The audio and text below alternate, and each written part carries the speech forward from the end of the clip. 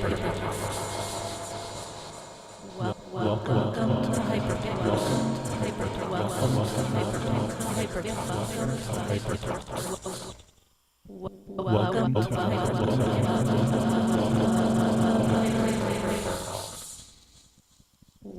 to HyperTalks.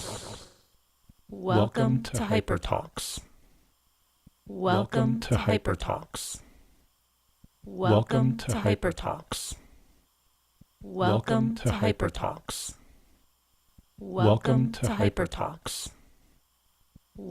to HyperTalks.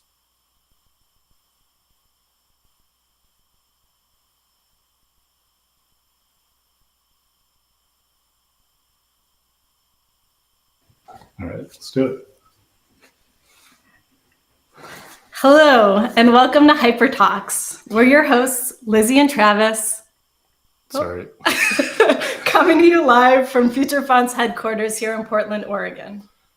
One of the things we've come to value the most here at Future Fonts is the community of talented and amazing type designers that we've been fortunate enough to work with. HyperTalks is a celebration of all these amazing people. Unfortunately, we couldn't fit everyone into this one event, but we hope to bring more HyperTalks to you in the future.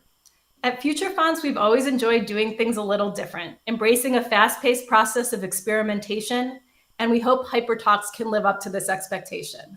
Call this a conference if you must, but we see it more like a show and tell, where people are free to take some risks and let their true selves shine through. Or maybe this is really just an excuse for Travis to make some weird sounds. Whatever this ends up being, we hope you enjoy it. Thanks so much for tuning in and being interested in what we're doing. All right, so let's introduce our first speaker. Lynne Yoon is a type designer, educator, and technologist. She co-runs the New York design studio Space-Type and is a co-founder of Type Electives, a new online design school that is helping create a more diverse, inclusive, and accessible future for type design. You may recognize her by her typefaces, Ampersandus and Felicette, but both available on Future Fonts, or perhaps you know her adorable dog, Laika. Not only is Lynne a talented type designer and letterer, she is a positive presence in the type community. I find Lynne's approach to learning new skills through experimentation and tackling challenging projects with technology to be truly inspiring. She has a talent for understanding and simplifying complex concepts and generously shares her insights with others. I'm excited to hear what Lynne has in store for her talk on experimental type rendering. Please welcome Lynne Yoon to the stage.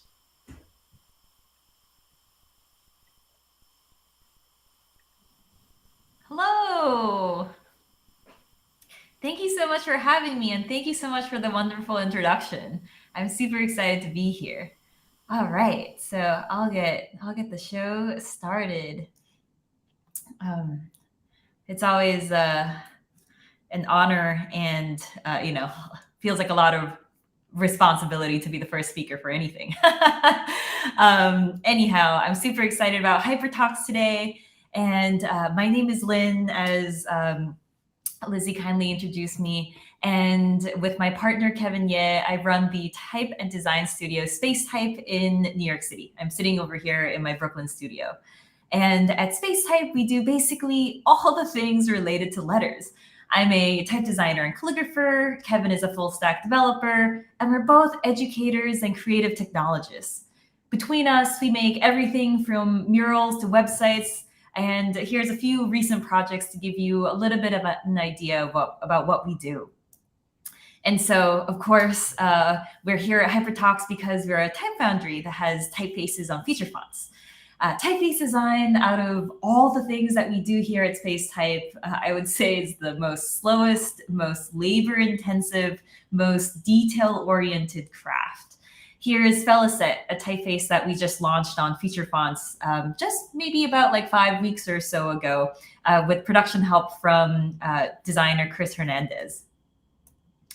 And here is a Hangul mural in the Seaport District in New York City that we painted 2 weeks ago.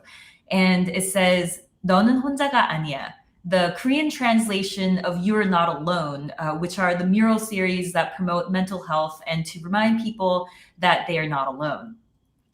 And you can see here that it was a really, really cold spring day over here in New York City. And you can see me rendering Feliset, like literally on my hands and knees on the ground. And here's Chris and Cecilia Zhang, who are helping me that day. You can see that we were all getting our hands messy. And, you know, it's a lot of fun to have letters that are 5 feet tall, which is how tall I am, actually. And of course, as I was saying earlier, I'm a calligrapher as well. These days, I'm a little bit more interested in the experimental side of things. So I've been doing a lot with letters that are on the verge of illegibility, which might be saying something as what I do as a type designer, that I'm always trying to do something that goes against like the very careful, meticulous crafts that I do for legible typefaces.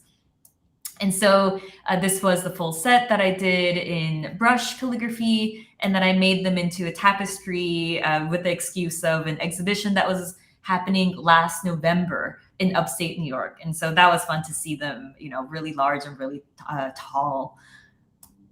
And last but not least, practicing and teaching generative typography is a huge part of what we do as a studio.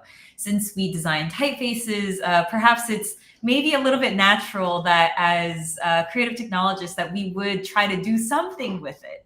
And so in our studio practice, we keep exploring the edges of what it means for type to be a digital object.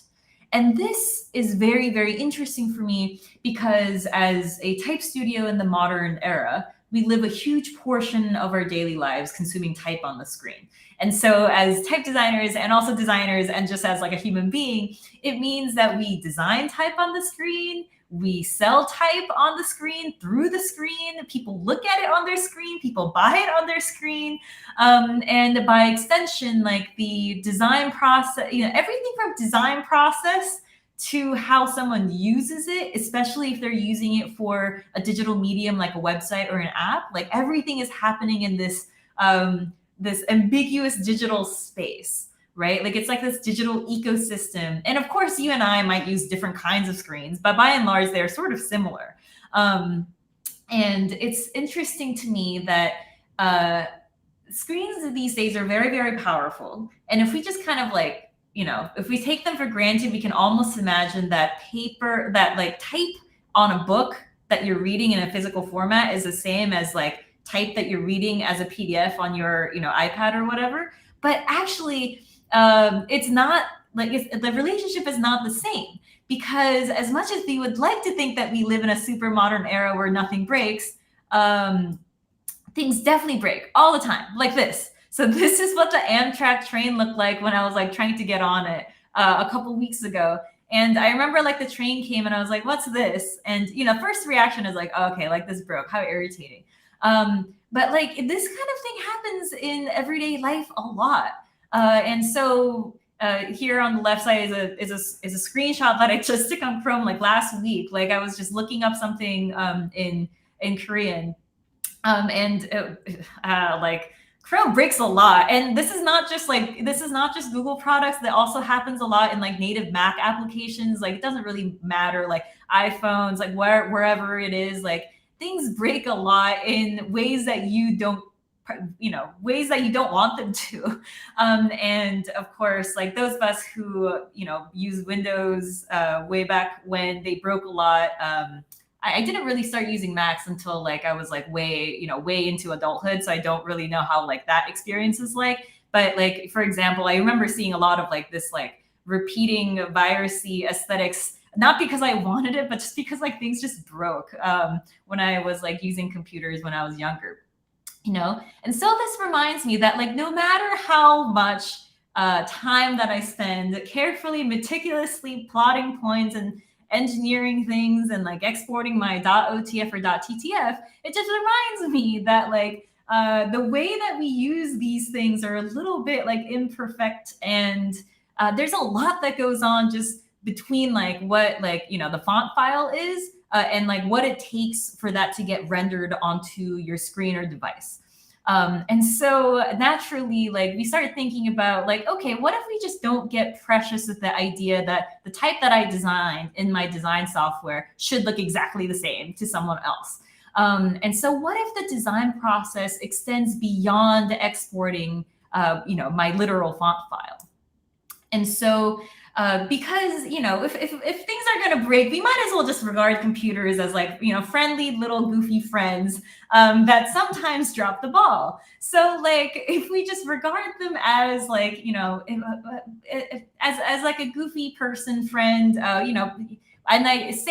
and I try to like sort of like humanize the computer in the way where if a friend makes a mistake, we're like, oh, that's okay. But like sometimes when like computers make the mistake, like sometimes, at least me, like I get like caught up in this idea of like, why does it break? This is not what it's supposed to do. But in actuality, like computers are just like things that people made. And so, it makes sense that they would not be perfect.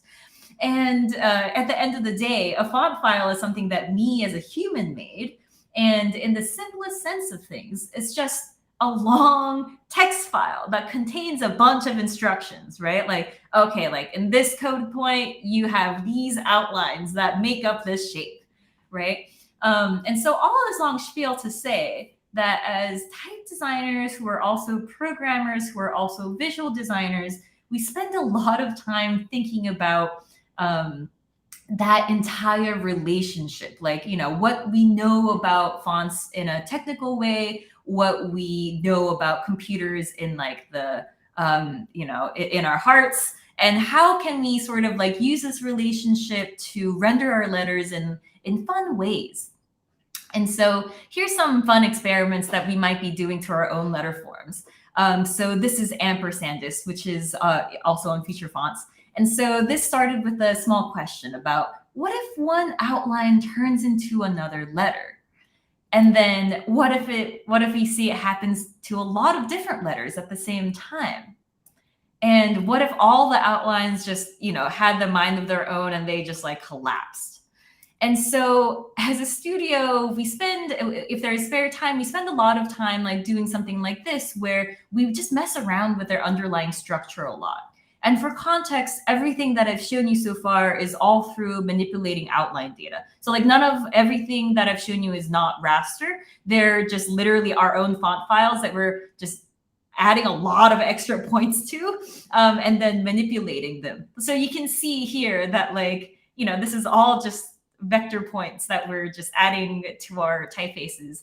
And it might actually, and it actually also extends into our commercial work as well. So here's a website that we made for Existential Co., an LA production company with collaboration with our friends at Pact Studio. And their identity revolves around the idea that we all eventually turn to dust. So it makes, perhaps it's like a logical leap that like we would ask people that visit their website to say, hey, what's your answer to this question? And then you can type in your own answer and then see all your answers getting blown into dust and nothingness. And I don't know if the resolution comes through, but the dust speckles are actually all question marks. The website just went live last week, so you can submit your own answers and check them out if you want. And I also run an online school called Type Electives with my friend and co-director Juan Villanueva. We love the school. We spend so much time and effort in the school, of course. But for the purposes of this talk, when we were designing the website, we really wanted the type to feel like it was a tangible, malleable object, and also express the idea of seeing the world through type, which lent itself very well to this ASCII aesthetic that really appeals to us as type designers. And so you can see that, it's like a very fun little sketch where you can interact with this ASCII letters. And of course, as type designers, Juan and I made a custom type. So naturally, this is how it all comes together. And we built on top of the technical things that we built for the Type Electives website for our next project, which is still ongoing. But we started by thinking that it would be a very simple copy paste of the ASCII effect. But the computer obviously has a mind of its own and had a lot of surprises in store for us. So we started thinking that it was going to be a simple copy and paste project, but we started getting a lot of broken imagery that looked like this, where like we just wanted the letters to do something cool, but then like it just kept breaking and kind of doing weird things, and we're like, okay, this is kind of weird, but maybe we'll just lean into it. Thankfully, the client just told us that they wanted something really freaking cool, and we're like, okay, well, I guess that fits the brief. And then so here we can see the ASCII is no longer like a straightforward ASCII, but it's a computer stretched, doughy, space-time warp looking ASCII. And so like we found ourselves really finding the medium between the original typeface and surrendering to chaos. And so this is where it's at right now, as a still in progress project. But when you pare back the ASCII layers, this is what it looks like underneath, like the shader rendering thing, that's a filter that's going on top of it. And so even when you pare back the ASCII layer, there's a very interesting thing that's happening to our original Felaset typeface. So remember the yield slide with Felaset? Like this is what it's turned into when we're trying to use it. And so every single time we like do something with our letters and try to like render them in like funny ways that maybe, if someone was doing, I try to use our own typefaces all the time, because I don't know how I would feel if someone who meticulously made their own typeface and like someone else, does weird things to it. At least it's ours. So, I'm not offended by my own things. So there's that. Anyway, I feel like type rendering is such a complex space with lots of possibilities. And there's so much that can happen between when the typeface is done and when someone is looking at it or using it. And in many cases, I do realize that we want typefaces to be exactly as we designed them to be, right? Like if it's being used for informational purposes, they should exactly be used as we designed them. But, sometimes you can have a little bit more fun if they don't have to be perfectly legible, right? And so like, this is the questions that we ask ourselves all the time. Like, can our typefaces that we made have a second life in post? What can happen if we decide to have a lot of fun and, hopefully convince other people to have fun as well? So thank you so much for listening in to all the different things that have been interesting for us so far. And as always, a huge thank you to my partner, Kevin, who makes half of everything in the studio, and for Chloe, Lizzie, and Travis, Feature Fonts, for having us and always being so supportive of the community. Thank you.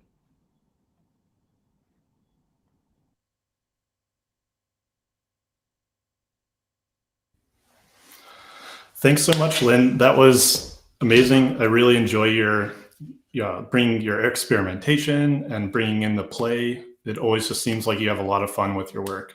It's super inspiring. Our next speaker, Lipi, I just found out yesterday was her birthday. So happy birthday, Lipi. So Lipi splits her time between London and Baroda. Last year, Lipi released the typeface Ikat, which was one of my favorite releases of the year. It's a pixel font inspired by the woven motifs found in Ikat fabrics, and it somehow packs everything into a 3-pixel tall X height. On top of that, it also includes support for Devanagari. I believe Lipi's going to talk a little bit about the process of the design, so I won't spoil it anymore for you. So please welcome Lipi to the stage.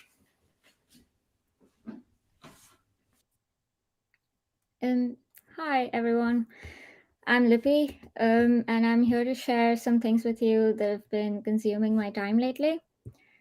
I grew up like every Indian with Ikat fabrics. The weave is used for everything, right? Like from bed sheets, everyday clothes, to wedding saris. You'll also find block printed Ikat as a cheaper alternative to some of the more expensive double Ikats. It was really in 2019 that I actually stopped and looked at Ikat more closely, and I've been clearly obsessed ever since. And the reason for this obsession is the process of making Ikat. So Ikats are a plain weave, which means it has the usual alternating weft and warp, and like that is your horizontal and vertical threads that alternate. But in Ikat, the thread is resist dyed before weaving, which means the threads are first dyed to resist the dye multiple times depending on the number of colors in your Ikat, and then woven to all align perfectly according to the design that's mapped out while dyeing. And that's not all. There's single Ikats where either the warp or weft is dyed, and then there's double Ikat. So this is an example of a double ikat. And by double, it means that both the weft and the warp are resist dyed before putting it onto the loom and then weaving it. So all these tiny pixels that you see here, this is the result of thousands of threads having been dyed with precision and then aligning perfectly when hand woven. And this is kind of what it would look like on the loom. This is also double ikat. So there's many ikats across India. There's the Telia Rumal, there's Pochampalli, Sambalpuri, and there's many more. But my main inspiration for ikat, the font, was this double ikat called Patolu from Gujarat. And I just really like the sharp outlines and geometric patterns. Going back to 2019, when all of this started, I learned that the weavers of Patola sometimes would sign their Patolu.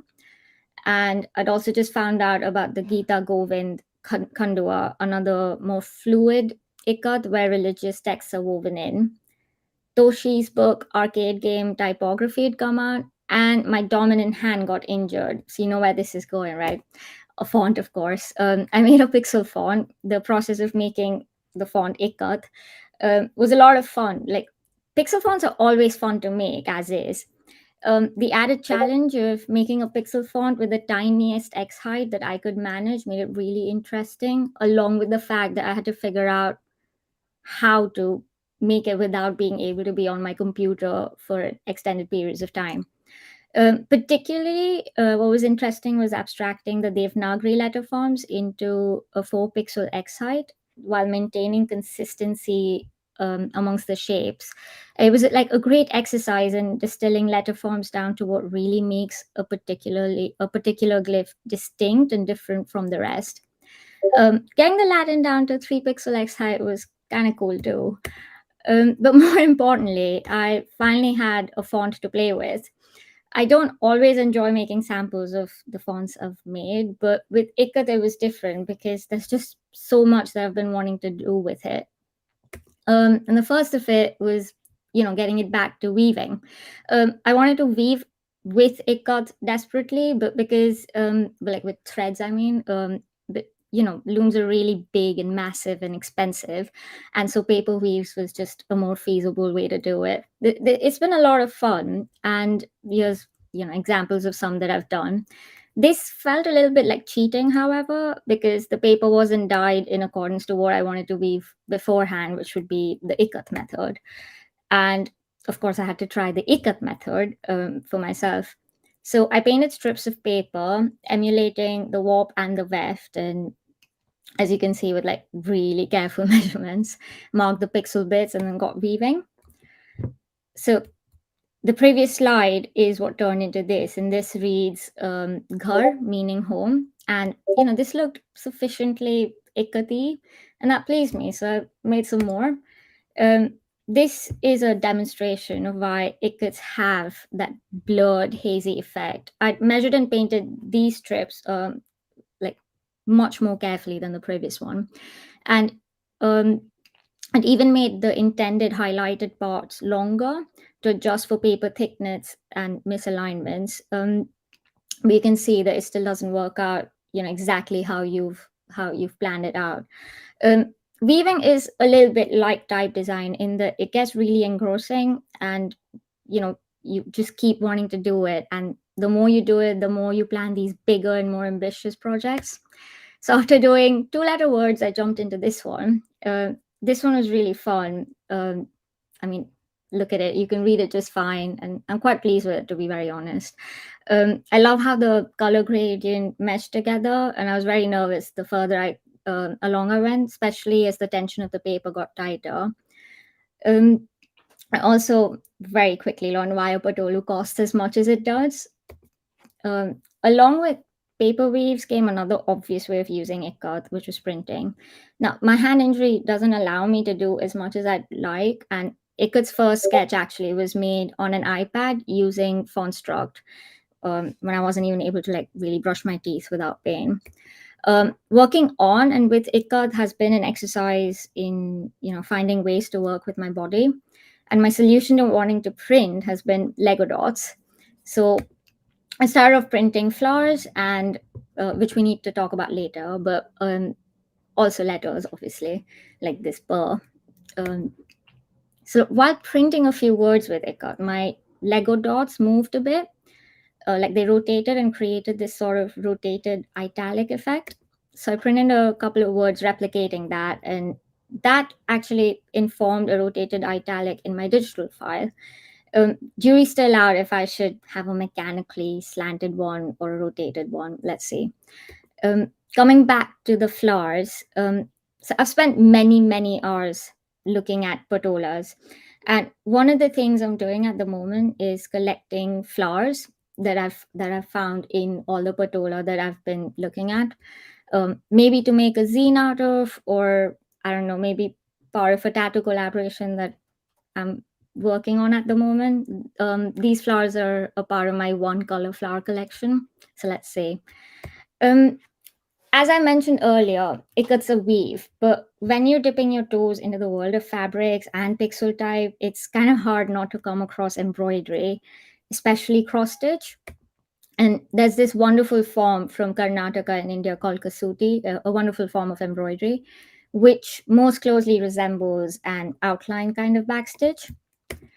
And I had this idea and wanted to make this featuring a doha by Kabir, who's a poet, which obviously meant designing letters that could be embroidered, that weren't massive so that they don't take over the entire fabric. And you know how it is, if you make a couple of letters and you have to figure out the rest of them. So at the moment, I'm trying hard to channel my interest in this by embroidering this piece off and maybe make prints at best, and definitely to not turn this into a really long project. And that's all. That's what I've been up to these days. Thank you for letting me share some of the ongoings at my desk. Thank you. Charge of those? That was amazing, Lipi. Thank you so much for sharing about Ikats and your design process, and the craftsmanship in that all was just so impressive. So thank you so much for sharing. That was really great. Next speaker we have on the docket is Abdo Mohamed. He is the driving force behind the successful type foundry Baustraße, which is based in Dubai. With the aim of bringing fresh perspectives to the Arabic design scene and creating a collaborative space for Arabic lettering artists and type designers, Abdo's enthusiasm and passion for his work are truly impressive. Over the past 2 years alone, he's released 5 typefaces on Future Fonts. They include Za'atar, Zafran, Zanjabil, Mystica, and Felfel. Abdo shows no sign of slowing down, and I'm excited to see how both his career and these typefaces continue to grow. Please welcome Abdo Mohamed. Hello, hi, how are you? Hi, it feels a bit weird to be there. Hello, everyone. Thank you for having me to presenting some of my work. Usually, I prefer to be behind the scenes. Okay, let me share my screen.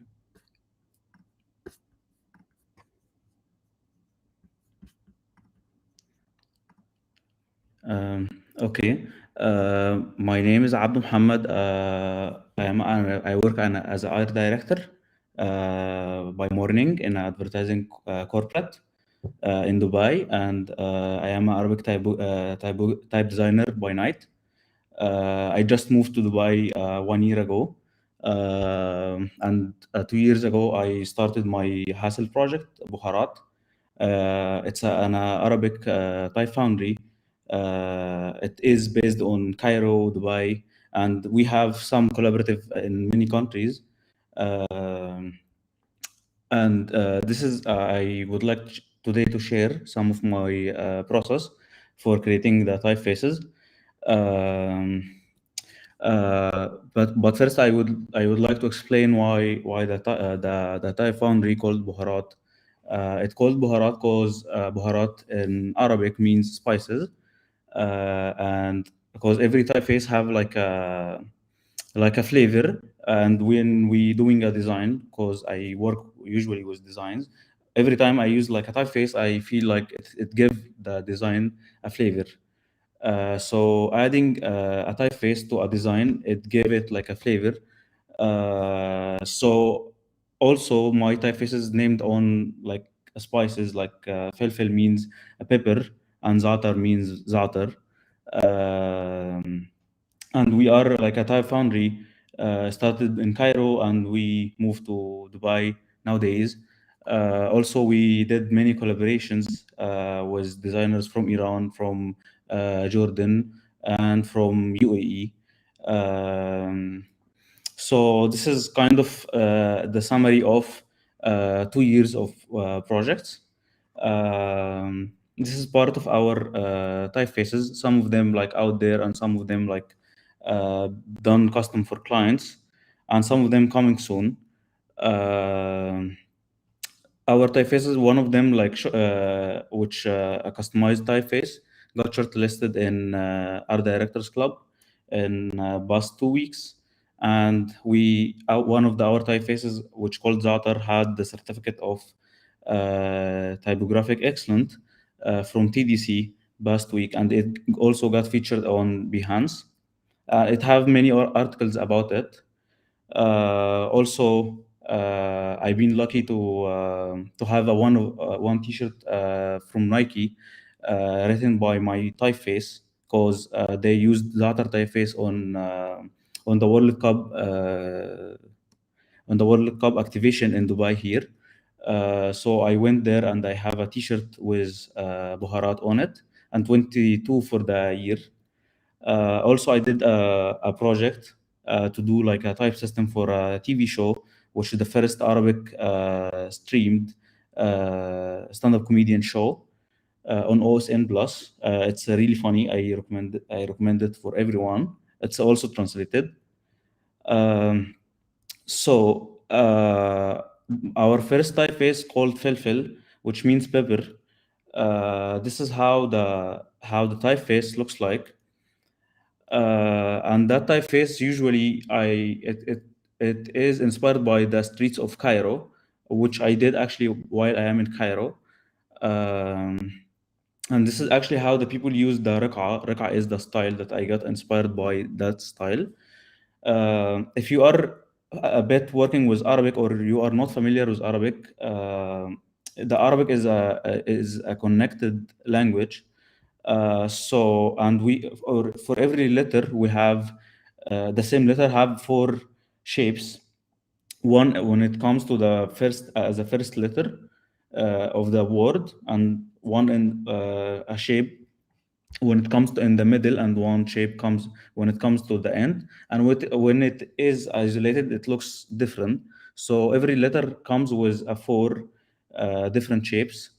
This is how the letters in Arabic looks like, but I would like to just focus on one letter, because as I mentioned earlier, it is comes in a four shapes, but it's not like that.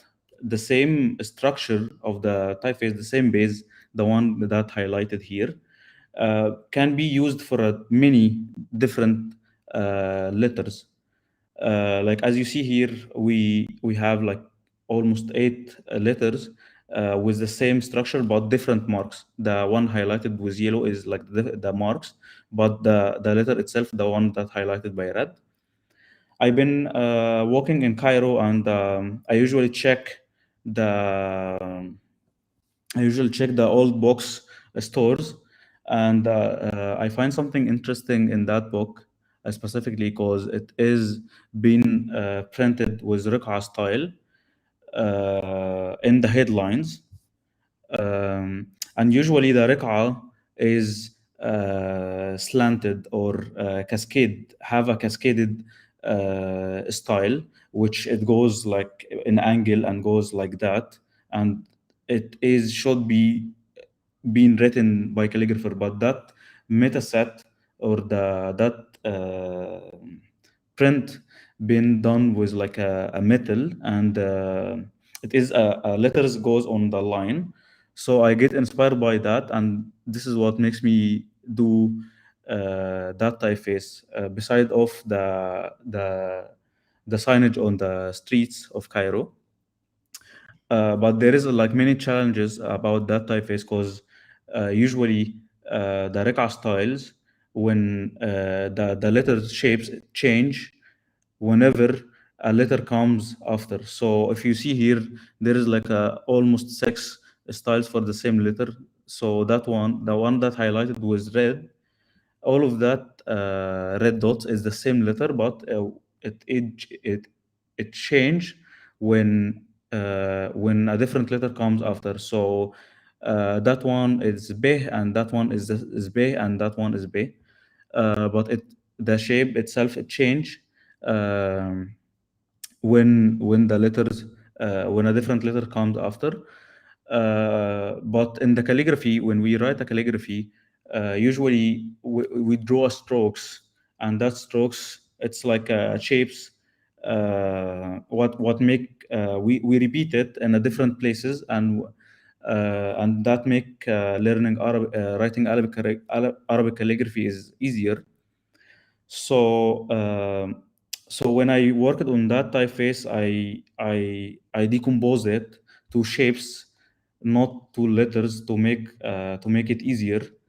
And as we see here, if I have like 8 letters, I prefer to have like 1 letter and 8 marks, and that will make my life easier. Because if I have the 8 marks and one letter, but for the rest of the shapes, I would have, for the middle one and the end one, I will have only the body for the letter, and the marks already I did them, instead of have like a different variations. Also for the lectures, I decomposed all the shapes of the typeface, so that makes me, instead of having like 1,000 of glyphs, having like a very low number of glyphs that generates a lot of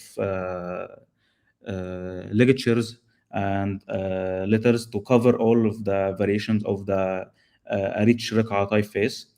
So if we try to write like a one word with a different styles, so this is one word, but I write it in a different variations based on how the calligrapher gonna write it.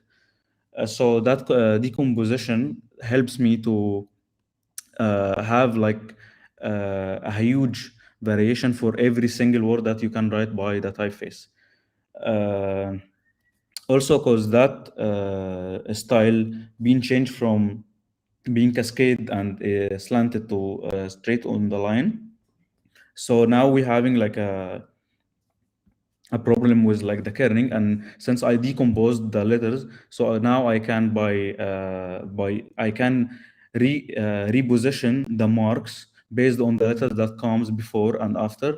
So that give me the variations and the ability to change the letters and make it dynamic and looks like how the calligrapher write it. So the typeface usually like works like how the calligrapher gonna write the calligraphy, because usually the calligraphers write the body of the word, then adding the marks and the dots and all of that. Also, because we decomposed all of the letters, so now we can overlap. We can avoid the overlapping the letters with the marks, and also because some of the letters goes up and down in that particularly style of calligraphy. So now we can use an advanced kerning to reduce the space. Not actually reducing the space, but kerning the letters that comes after the space with the space itself when they see like a letter that is goes under the line. And this is some of the end use for that typeface. So this is one of my projects. I would like to share also another typeface that been done in a collaboration with Nitzal Cairo, which a design studio. They are amazing, and they working with many like big clients, and one of them client is CIB, which is Commercial International Bank. So we designed a typeface for that bank, and it's a bit challenging because going to like people that usually dealing with numbers and like they doesn't know anything about design, and you trying to make them understanding about typefaces and make them being sure about the typeface, and they pay for that. It's a bit challenge that more than I expected actually. So in that presentation, I actually printed some of the samples to the client. That typeface comes in a 5 weights in Arabic, and the main feature of that typeface is the cursive kashida, which we don't see it usually in a Arabic typeface. Because we had that before, because we have usually the type technology and open type done to serve the Latin languages, and now we're speaking about Arabic, which the language that works from right to left, and also it's a connected language. So basically, the kashida is like an extension, comes between two letters, and we do that because it comes from our heritage of the Arabic. So what you see now on the screen is two different books, two pages from two different books. So we do that when we do like a justification in Arabic, we don't increasing the spaces in the letters, but we do using that extension to do that justification. As you see here, the circle that been highlighted in orange is the one that been extended or having that extension. But even some places, because that one is written by a calligrapher, it have some places that having like a narrow spaces, so he have to cut the frame of the page. And sometimes they increase that extensions so long, as you see here. So this is two text to the same paragraph, but being done in different ways. One when if you using like the extensions, and one if you use the method of that being used in Latin, which the spaces. So this is how the Arabic shode looks like when we do justification. So using the spaces as a solution makes the language looks different, and the readability would be it would be less readable than the usual. And that not only working in one style of calligraphy in Arabic, but it works in many styles. So and it have specific shapes and ideas, and I've been looking for that for so much time, and then I found like a research about the kashida and like the rules and which letters can works with it, and that table shows that what is the letters that works together. So I have an idea about how that could work, but I have no idea, like in that time I have no idea like how can make that extension works. In my mind, I thought I should have like a different variation of the same letter, but then I come up with a different solution, which because we having a start point and end point, so I decide to make them fixed in all the kashidas and make the letter that works for the kashida itself, not the opposite. So if you see here, like if we're having like a longer kashida or a shorter kashida, all of them start from the same start point and end and it end at the same point. So this is how a word would looks like with the usual kashida that been used in the on the other typefaces, which yeah, it looks good, but at the same time it doesn't connect to the heritage of the Arabic calligraphy. So now we have that that table of letters that been to apply that rules from that research, and now it works from in a different longs of kashida. And because not all the letter have the same characteristic and style, and the start point. So we have a different letters that connected to the Kashida, and it works in a different like longs. For example, the one that connected from the middle, it starts from Kashida number 2, because we having already the Kashida number 1 inside the letters. And because in Adobe InDesign doesn't understand that we did that feature in our typeface, and they applying that they adding Kashida in Arabic because they respect in the Arabic, but they adding it after doing all of the open type features. So that caused us a problem, because when they adding the Kashida, the contextual alternative doesn't work, so the words goes wrongly and it looks like a broke, and the Kashida doesn't work, doesn't looks like correct. So the solution is we used an empty Kashida that connected to the Unicode of the Kashida, but with the open type we replaced it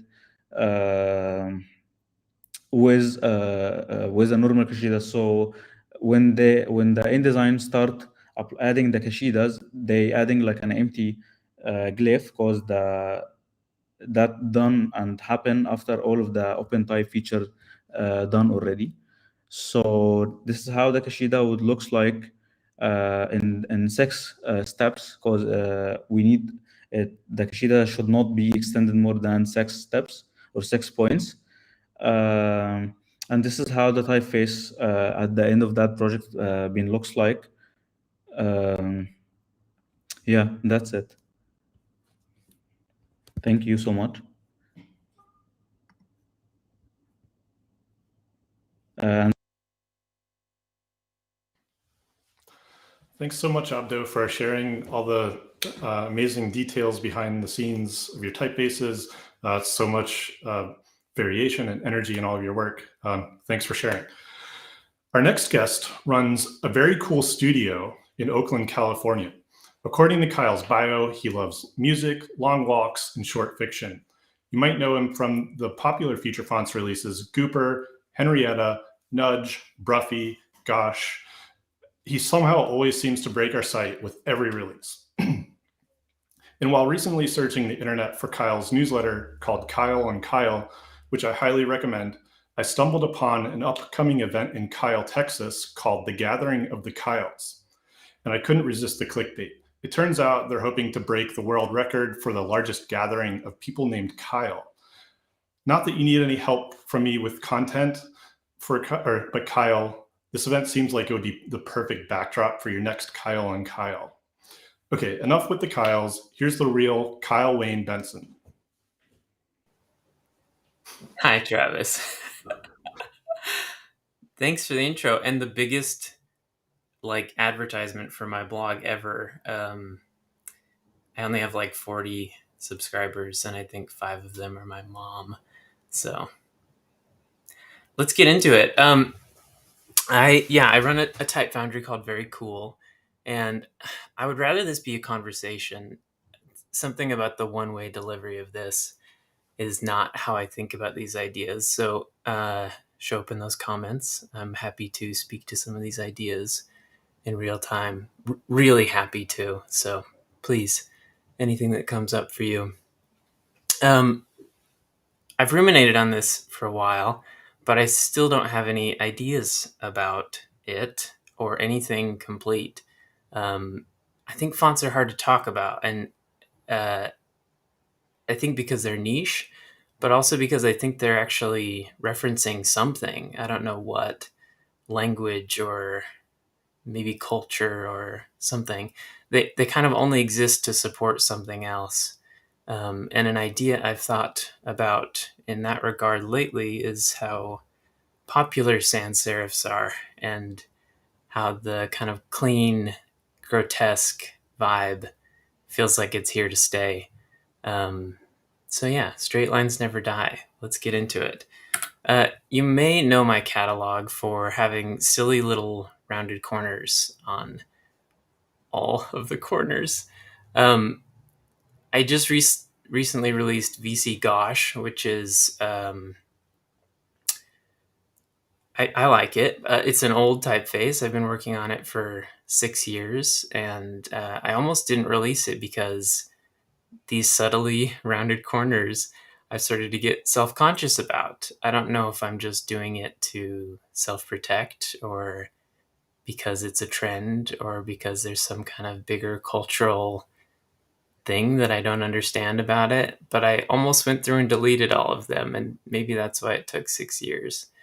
And I think part of the question is, why not? And also, why so? Is there a more true font without the rounded corners? I am not sure. And I think this question has been addressed in philosophy. Take a flower, for example. What's a true flower? What's an iconic flower? They all have characteristics that they share, and I'm sure there's some like sciencey reasons why flowers are called flowers. Plato thought for like iconic ideas like this that there was a realm of forms that when things died, they all returned to it.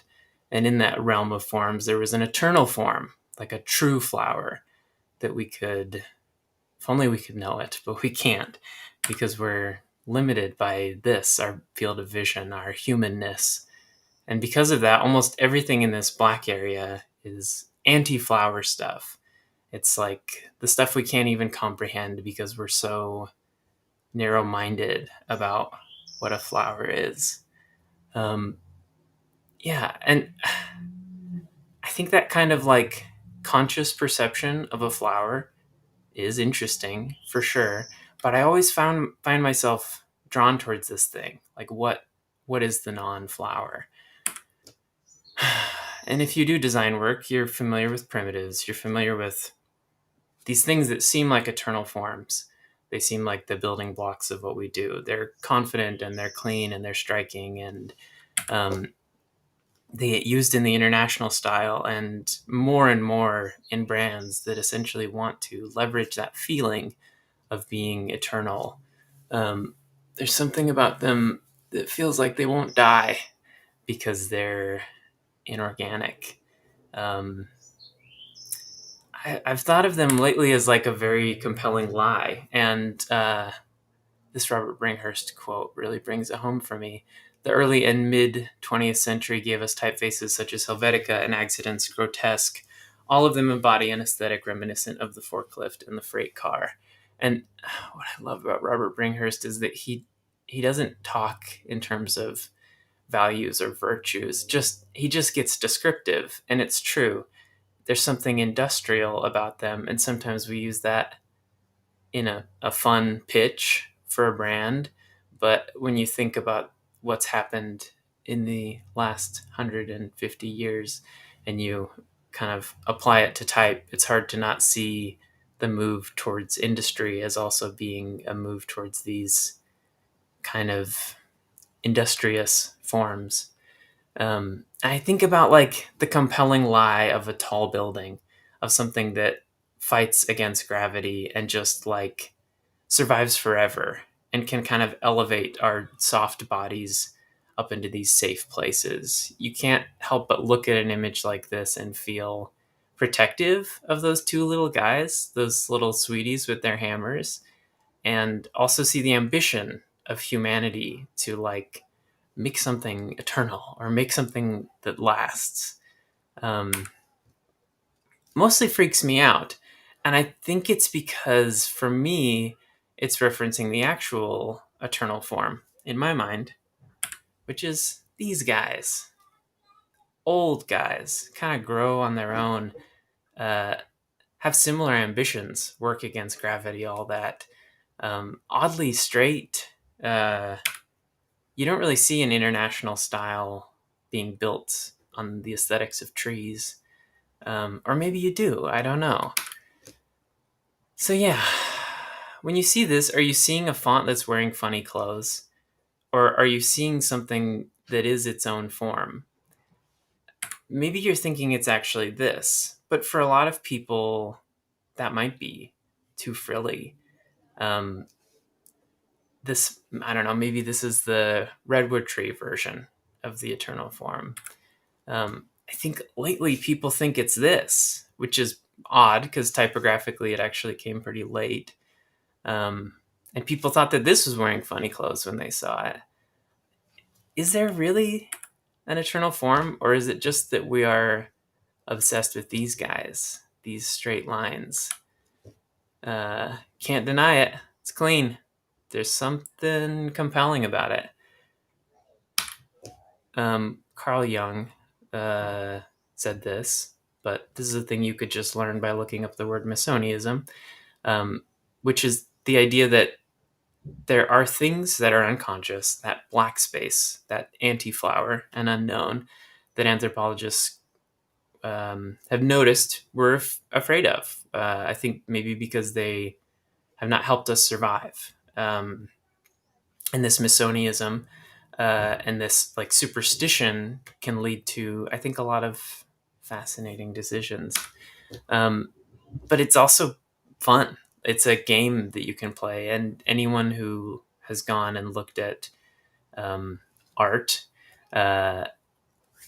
knows the phenomenon of seeing something, and you're almost like waiting. You're setting the clock for how long it takes before your brain taxonomizes it and starts to say like, oh, okay, this brown is a little saturated and this yellow was maybe flicked this way. And you start to get into the process and industrialize it. In a sense, you almost are so afraid and superstitious of the chaos that you start to make order out of something that just really doesn't have order. And I feel like graphic designers who transition to type designers or are anywhere in that space know this phenomenon where it stops being a typeface and you start to see the curves and you start to see the tension. And it's like you are suddenly on a level of being superstitious about things that aren't explained that borders on psychosis. Maybe your list like this is miles long. Lately, I've been trying to actually dumb down this list a little bit because I find it to be not very helpful.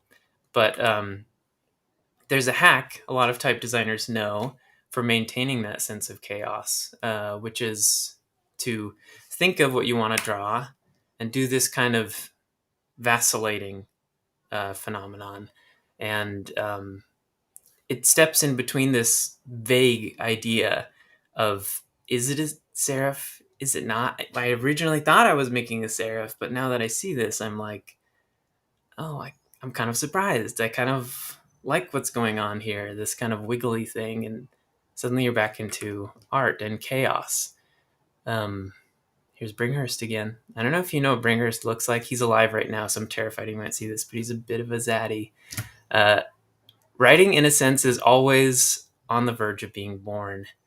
And he continues with that thought that, like, mature cultures can sustain that always being born phenomenon. I think about this piece a lot, which is by Muriel Eucales in 1969. She was the artist in residence for the New York City Department of Sanitation, which we could all aspire to.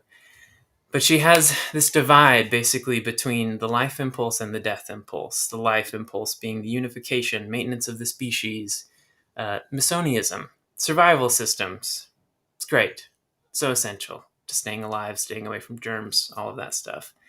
And the death impulse, which is an impulse towards separation, the avant-garde, to follow one's path with the idea that it will lead you to death. All cultures have a sense that these two things work together, that death feeds life. But some cultures, the United States in particular, which is my experience, have the goal not to grow old, but to remain young, to deny death. And I think that shows up in our brands as well as in our cultural values. But yeah, I think how we qualify something as alive and something as dead is maybe a little silly and maybe a little beside the point. Like, I make sans serif typefaces too. I'm not saying they all suck or whatever. I think lots of times when we're designing things, we like them. I think there's something here, though, about this desire for the eternal and this desire for death, essentially, that when married makes something much, much better. Takes that aspiration with that chaos. I made this slide, which these are the things that I think are alive on the left, and I typeset them in the fonts, and then I realized it was way funnier to not put them in those fonts because you kind of know what those look like, right? Which I think proves my point better than anything. I don't even have to show you the forms. How crazy is that? And I think the benefit of talking to a niche audience like this is that that's true. Might not be true for my grandparents or whatever. But yeah, are we really talking about popular stuff here? I'm not sure. Are we really talking about really well-designed typefaces? Again, I'm not really sure. But I think there's something to the way that capitalism really wants to keep something alive. Like the way that we won't let it die. We won't let it just be a trend. Won't just be Futura was designed in the 1920s. I wish that was true. Futura continues to get redesigned every single day. It's like a itch we just keep scratching. And I think that was what was so stunning about coming upon Henrietta, which is a font that I've released on Future Fonts, was not designed by me, though I have, to the Helvetica, Noi Helveticas of the world, I have tried to revive it. And I think like anyone who's familiar with taxonomy, especially of letter forms, coming upon a font you can't ID is kind of crazy. And my gut impulse is, oh, it's lettering because it makes me feel better to say that or something like that. But it turned out that this was a font, which is pretty wild. And it made me think of other dead fonts that have been very, very alive. Bleeding Cowboys here touts 6 million downloads onto font.com. And we are all familiar with Museo, which went from being like the most popular font to something I haven't seen in 5 or 6 years or so. At least not, it doesn't come in front of my eyes. It might still be getting used. But yeah, this little shot was the first peek at Henrietta. And I don't know that I particularly liked it, but there was something about saying like this was a fully fleshed out idea. How does it not continue to survive in the world? This idea of a typeface dying was kind of foreign to me. Even the more eccentric fonts like Davida still stuck around. Got revived recently by Oh No. And not only that, but when I took a closer look, it was right there in the books that are just like to the side of my desk. And it didn't take much. Suddenly, Florian Hardwick and Stephen Coles were sending me scans from their books. And I was like, God, this thing's actually around. It's just, we can't use it. And yeah, something opened up for me about that. This idea that like, maybe they were going for a trend. Maybe they didn't hit it. Maybe they didn't get the sales right or something. Who cares? Honestly, I don't care. But they let it die. And that kind of doesn't happen in capitalism, that a piece of intellectual property falls by the wayside. And I don't believe we amount to much as individuals when it comes to what we're contributing to the conversation, especially in typography. Some of that feels out of our control. We don't really know much about these symbols, how they came to exist, why they haunt our dreams or whatever. So it's hard to take credit for a lot of them. But I do remember thinking like, it's kind of crazy. This isn't credited to anyone. It just seemed to be owned by a corporation, which, as we saw with that Helvetica slide, corporations love to keep their typefaces alive and just juice them for as long as possible. But now that it's alive again, it's getting used for messaging, for ideas that didn't even exist when it was drawn in the 1980s. Like this company, which makes plant-based proteins, which I think is really fascinating. You couldn't have conceived when drawing it, whoever you are, maybe you're alive today, what it would be used for, because it was so far in the future. you couldn't have accounted for that, but it suits it, or at least some brand designer thinks that it suits it. And probably its biggest use was in Berlin for the Getting Climate Neutral by 2030 campaign. And this was really stunning to see because there's something dead about these letter forms that kind of harkens to the fear of future disaster or death. And I think a culture that's able to elevate a concept such as oncoming death to a billboard level is a culture that can support both ideas, the eternal form and the dead form. So thanks for all the compliments in the chat. I was only seeing kind words, which I guess I could have turned into a conversation, but call me, email me if you want to talk about this kind of stuff. It's all that I think about. And yeah, thanks for listening.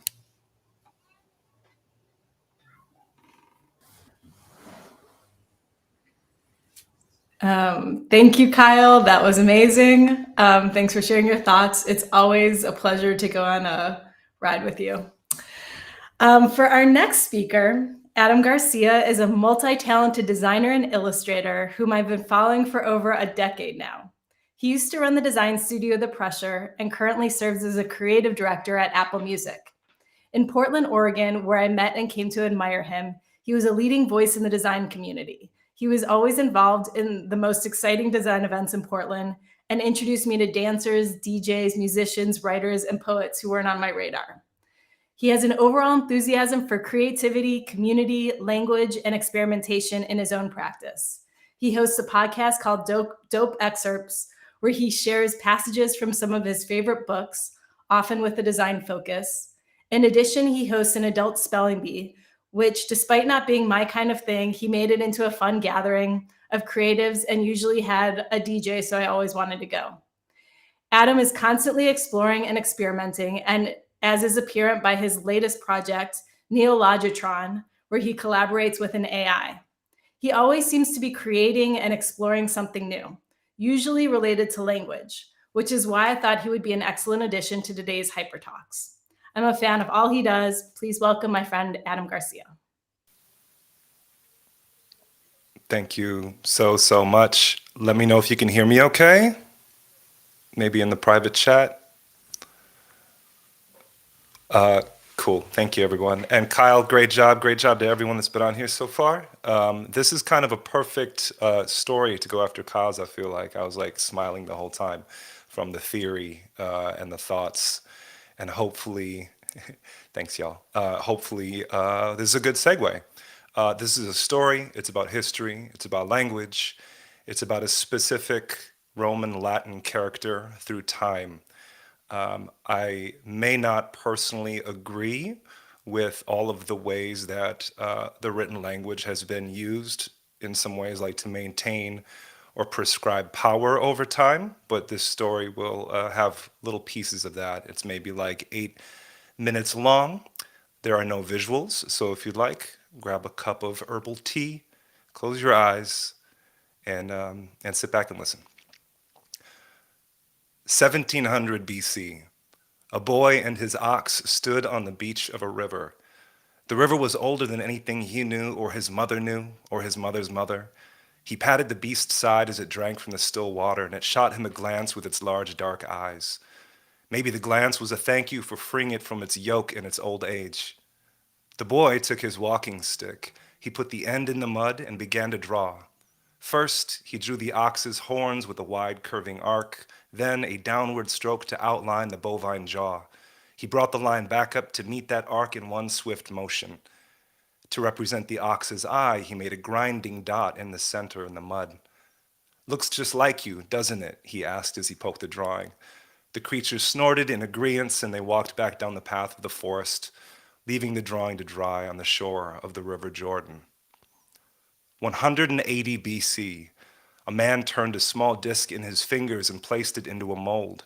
He patiently heated it, opened the die, pulling out a finished coin and holding it to the window light.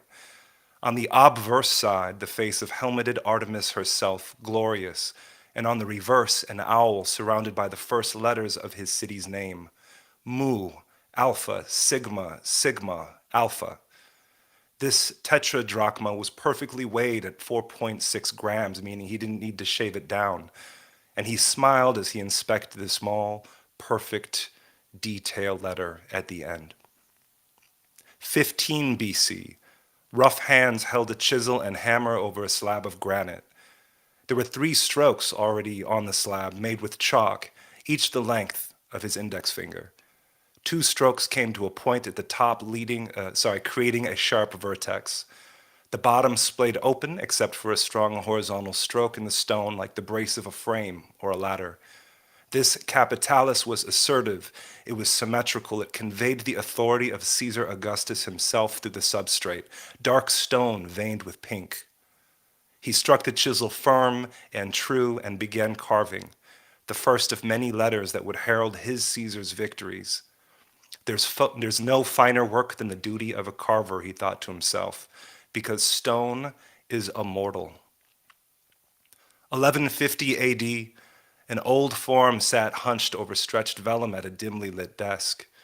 He looked at his palette of azurite, indigo, lapis lazuli, malachite, and vermilion, brilliant colors decorating the world of intricate line work, the illuminated manuscript drawn using his lead point below. A grounding agent of glue and chalk was applied to the vellum before. He carefully placed a delicate piece of gold leaf inside the letter's terminal. His hands were uncommonly steady for a man of his age. He brought the top to a perfect point and smirked as he added a small painting of an ox in the margin as a nod to the history of that particular letter's form. Marginalia, he thought, it's where we really get to tell our stories. 1455 AD, a man stood in front of a towering mechanical device in his workshop. The machine was made of a mix of local woods from the German forests, poplar for the cheeks and cap, hard maple for the screw and the gallows rod, elm for the spacers, hickory for the coffin and carriage, birch for the dowels. It was mostly adapted from a wine press, now made to do the most important work that he knew, disseminating the word of his God. As a printer, he knew that if he did that, money would just follow. The man attached the heavy lever to the screw on the side of the machine, and he pulled down with all his strength as it heaved, creating its very first print. 1969 AD, a newspaper headline reads, "Men walk on moon," in bold serif type. Below, a horizontal hairline. Then, italic, all caps, "Astronauts land on plane, semicolon, collect rock, comma, plant flag." Left column, subhead, title case, "Voice from moon, eagle has landed." Right column, title case, "A powdery surface is closely explored." The editor looked at the paper and asked, "A powdery surface? Why not just powdery surface? Do we need that first letter?" But the writer stuck by his A. He thought it felt more mysterious like that. 2025 AD, a girl's face aglow in the dull light of liquid retina XDR displays set into thin aluminum casing. A digital drop cap seemed to be pointing upward, the direction of the infinite scroll. These new devices tracked eye movement, so her hands would be free, never to touch a key or a mouse. So scroll she did. She scrolled past a deluge of never-ending news, numb to headlines written as questions, heeding answers, eyes unblinking, darting about, taking in the torrent of type and synthesizing in a way that only a 21st century mind could through that infinite scroll. 3150 AD. A boy walked with his mother along a river in the morning before the sun got too hot to be outside. A small, oddly shaped stone emerged from the mud, and he plucked it out and brushed it off.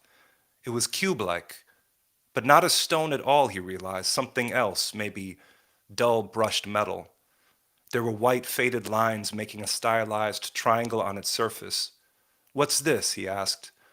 His mother knelt down and told him that long ago, people used written marks to represent ideas.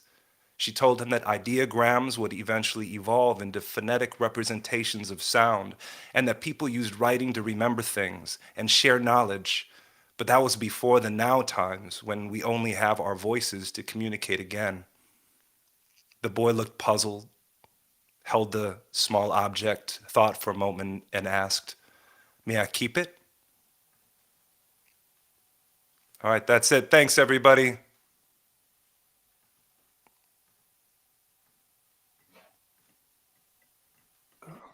Thanks so much, Adam. That was beautiful. I'm excited to go back through the archive of this and really kind of digest it and think about it. I think it was the perfect kind of intermission, if you want to call it, to get to our next half, and paired so well with this event. All right, so our next up is Franziska Weitgruber.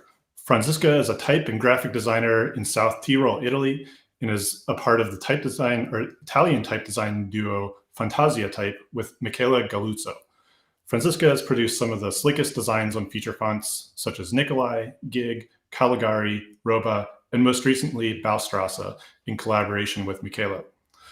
Franziska always impresses me with the amount of precision and attention to detail in her work, as well as how relevant and useful the designs are in the contemporary landscape. We're always so excited to release something new from Franziska.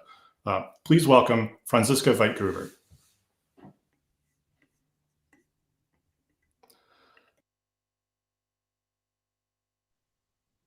Hello everyone. Thanks, Travis, for the amazing introduction.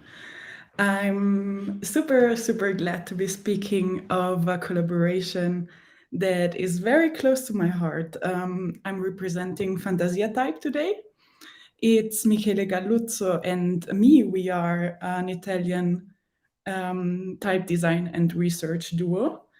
We are based between Milan and the Italian Alps in the province of Bolzano. We started collaborating in 2019 and later on decided to continue this collaboration and give it a name, which was Fantasia Type. We see Fantasia as a playground for the two of us in between research, design history, and type design practice. We are both designers and teachers as well. Michele is also a design historian and researcher. So we are bringing together the design history and research and applied design practice. We are discussing type, exchanging thoughts, and following different directions in research and design. This has become a very fruitful discussion, bringing together the more, let's say, theoretical, historical aspects with applied design. We've been doing projects together. For instance, this typeface we developed in the past. It's called Brass, and we have been designing a specimen for it. That is not just a specimen, but a filmography of the work of Tinto Brass. It's an Italian director. At the same time, like it's not a classical specimen, but a filmography as well. Rethinking in a way what a specimen could be. We included in the center of this publication, we produced it with Press in Milan. We included a poster in the center of the publication with all movie titles from Tinto Brass and invited a group of women for an interview discussing what the role of female characters in the movies of Tinto Brass is and how we can look at it today. We also designed this small type tester website where you can test brass in different sizes and colors. Sometimes we also collaborate with others. In case of this project, we developed a logo for the Italian female crew Cipria, and they are organizing community. They are a community organizing events, creating a safe space for everyone to dance and get together. And we designed the logotype, and then as a follow-up, a little custom typeface as well. The shapes are very connected to what I will be talking about today. We also, then of course, it's very interesting to see how they use the typeface and what it becomes in combination with their visual language. We also like to think beyond two-dimensionality. So we are sometimes working on three-dimensional projects, or in this case, we try to extrude letters in clay with Hansl Grotesque. In this case, the project was a collaboration with him called Letters We Could Extrude, which then we also, like the ones we could extrude, we then again transformed into digital letter forms. So the shapes in clay influenced the digital forms and vice versa. This is a recent shot of our physical faces. Most of the time our collaboration looks more like this, so we are not in the same place, so whenever we work together it's mostly online. More than in photos, we like to portray us as a duo quoting historical references that fascinate us. This is linked to a historical reference via Face Don that you probably know by Sylvia Trenker and Hans Donner from 77. So we really we took this as a reference and transformed it into a portrait of our duo. And this not deaf of our latest release with Future Fonts, which is Baustraße, the design I will be talking about today. It's of course connected to the famous Bauhaus signet by Oskar Schlemmer. Our practice is ever changing, so we don't really stick to a static logo. We enjoy this reinventing ourselves. So yes, now we get to what I will be talking about today. It's our typeface Baustraße, released earlier this year. The starting point of Baustraße was Michele's trip to Dessau, where he visited the Bauhaus, and then we were discussing the Bauhaus and whatever happened around the building. And strolling around, Michele recognized there was a street named after the school, the Bauhausstraße. And the street names were composed in all different sorts of fonts, but somehow they were all connected to the Bauhaus. But it was not designs from the Bauhaus era, but typefaces developed later on. So they were in a way Bauhaus-ish or connected to Bauhaus, but developed later. In the spirit of Bauhaus. So taking Herbert Bayer's Universalschrift, universal type, as a reference, and of course then becoming something else, taking the idea of Bauhaus but developing it into something different, taking the spirit of Bauhaus. And we started discussing this genre of Bauhaus style designs in the era of, not right after Bauhaus, but later on in the era of photo composition and early desktop publishing. The letters that appeared in Bauhausstraße were designs like ITC Bauhaus or Bauhaus 93, so extremely popular typefaces. rooted in the Universalschrift of Herbert Bayer. And as it is well known, Herbert Bayer's design never developed into an entire alphabet. It was more of a design proposal and never found a transformation into a real typeface. So the many Bauhaus style typefaces developed later on take Bayer's design as a reference. We could also see it as the number one reference for all Bauhaus style typefaces developed later on. So we started collecting some of the numerous, so here again, Herbert Bayer Universalschrift. We started collecting the numerous designs developed in the era of photo composition and early desktop publishing between the 60s and 90s. And now I'm sharing some of the references that influenced our design decisions. So we took a closer look at designs like Burko, designed by David Elberg in 1967, and later extended to more styles.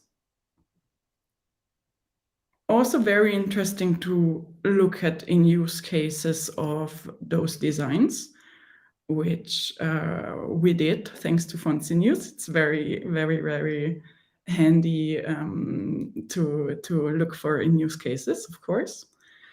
Another design that we took a closer look at was Blippo from one of the earliest Bauhaus inspired photo typefaces. The black was designed in 1969 for a photo star by Joe Taylor.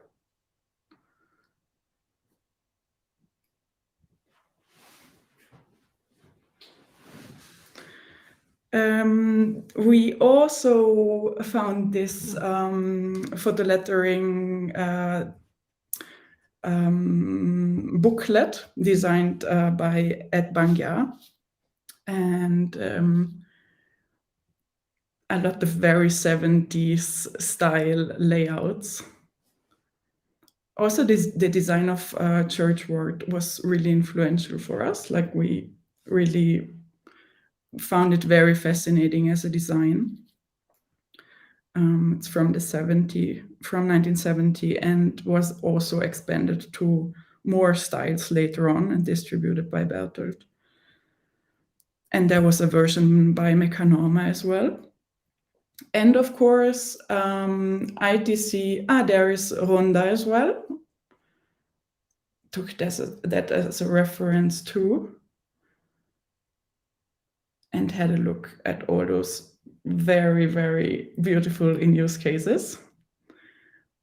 Pump, developed for Letraset. And you see the spirit is very similar in all those designs, but the details are different, and the interpretation of this Bauhaus spirit is very interesting to make a comparison of all those designs developed from the 60s to the 90s. This Horatio for Letraset.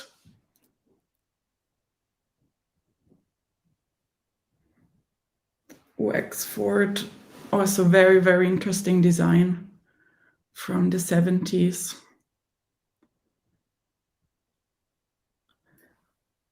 Expressa as well.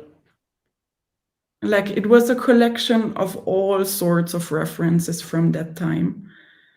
And then, of course, ITC Bauhaus may be the most used, that we still see used a lot around. So rather than being our project, we didn't see it as an archive project or research project quoting the shapes of Bayer, but more it was being inspired by later examples of Bauhaus spirit typefaces, from photo composition and early desktop publishing. And it became sort of a design that, like the Bauhaus spirit that left the house and went to the street or was spread in the world. That was the idea. About the design left the house and went lived on the streets, so to say, spread in the world. Also democratizing the Bauhaus spirit in a way.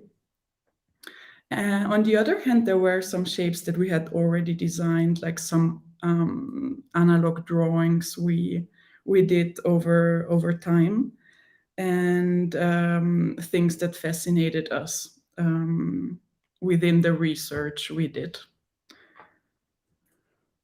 So we did some experiments, some analog sketching.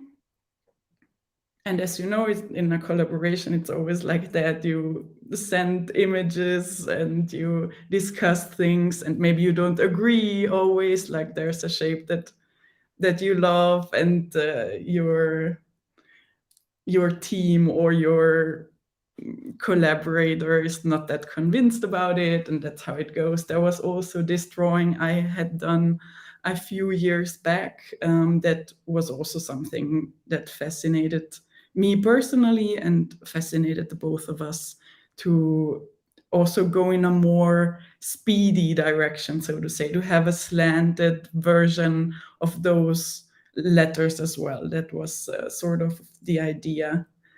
There was this topic of speed right from the beginning. So very early version of our digital drawings. And then this or that, what is better, what works better, what is more in line with what we want to achieve? How is it to use this sort of shapes? So this is really work in progress, behind the scenes drawings of our shapes.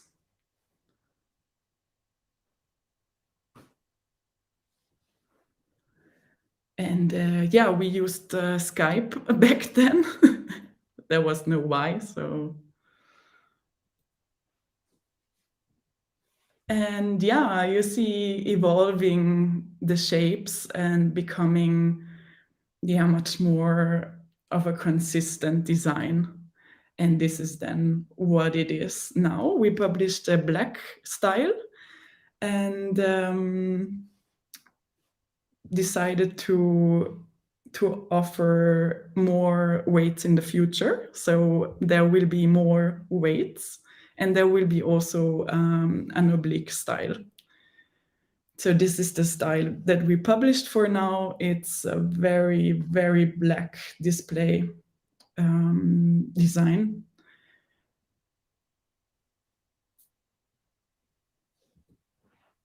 Some slides from, or some pages from our specimen. And yeah, we try to bring this discussion of Bauhaus goes out of the house and it's spread in the world. We try to bring it in a bit in our specimen as well. We extended, we are offering extended language support since version 2. And yeah, there will be more soon. So we are planning to release more weights, and super oblique and an oblique, like an ultra oblique, and the style in between. It's still in the making. So there will be lighter weights as well. Of course, you have much more possibilities in application then. And there will be oblique and super oblique, very speedy one. And yeah, is it Bauhauser than one of the other designs that exist? We don't know. It's our version of Bauhaus interpretation based on, yeah, examples, not original examples, but reinterpretations from the photo composition and desktop publishing, early desktop publishing era. So this is a preview of what we are about to publish soon. And I'm saying thank you in both our languages, first languages. And yeah, thanks Future Fonts, and thank you all for listening wherever you are. It was a pleasure to talk about Baustraße. Thank you.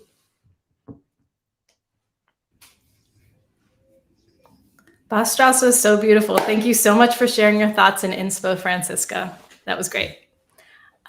Next speaker is Monsalve. Monsalve is a skilled graphic and type designer from Buenos Aires, Argentina. In addition to her impressive type design work, she is also a teacher and researcher at both the University of Buenos Aires and the National University of Arts. I find it fascinating how Mook seamlessly finds inspiration from her environment and material, how she incorporates her environment and materials into her letterform concepts. For example, in her typeface, Elmira, she drew inspiration from the process of weaving type on industrial power looms.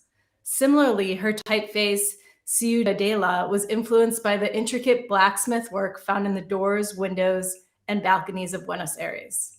I can't wait to see what she has in store for Swipe for More. Please join me in welcoming Mook Monsalve.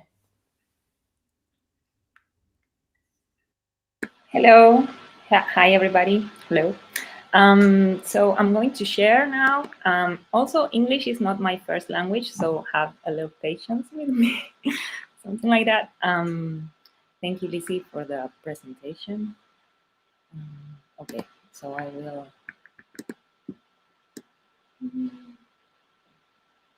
share now. Yeah.